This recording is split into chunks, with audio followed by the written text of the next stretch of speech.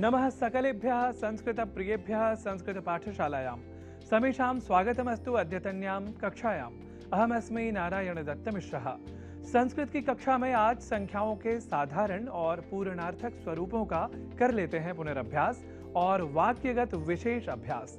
इसके लिए आज संख्या 1 के संस्कृत प्रयोगों को अच्छे तरीके से जान लेते हैं। देखिए, 1 के लिए संस्कृत में हम साधारण रूप से कहते हैं एकम, पर पुल्लिंग में हम 1 को कहते हैं एकः, स्त्रीलिंग में कहते हैं एका और नपुंसक लिंग में एकम।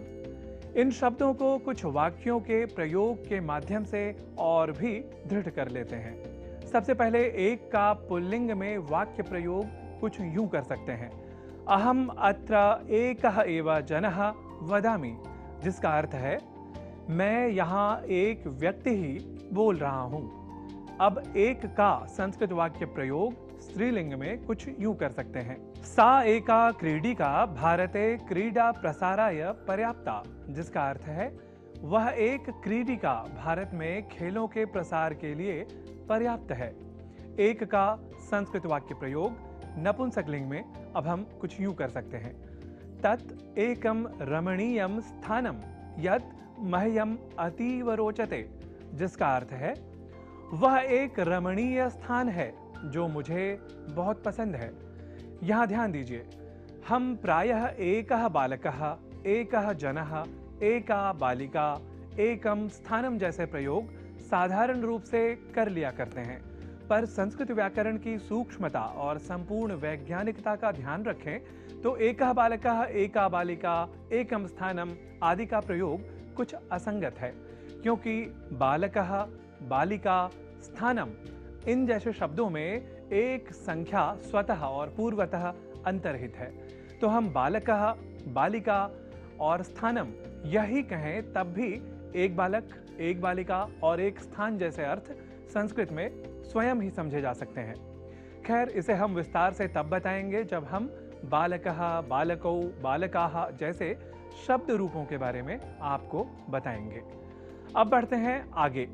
यदि संख्या 1 की पूर्णार्थकता बतानी हो तो हम पुल्लिंग, स्त्रीलिंग और नपुंसक लिंग के भेद के साथ कुछ यूं कहेंगे, जैसे 1 की पूर्णार्थकता को हम हिंदी में कहते हैं पहला या पहली, जिसे संस्कृत में कहेंगे पुल्लिंग में प्रथमः, स्त्रीलिंग में प्रथमा और नपुंसक लिंग में प्रथमम।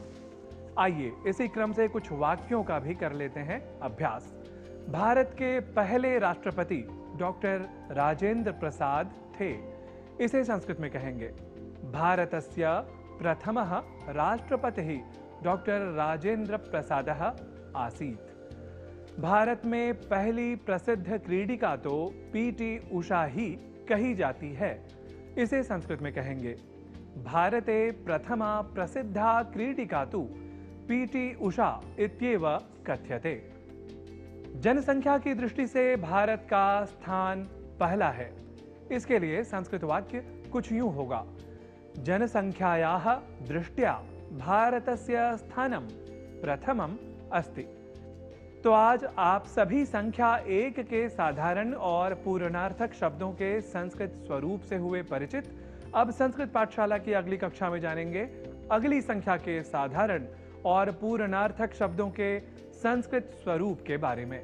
तब तक के लिए मुझे दीजिए अनुमति। नमो नमः।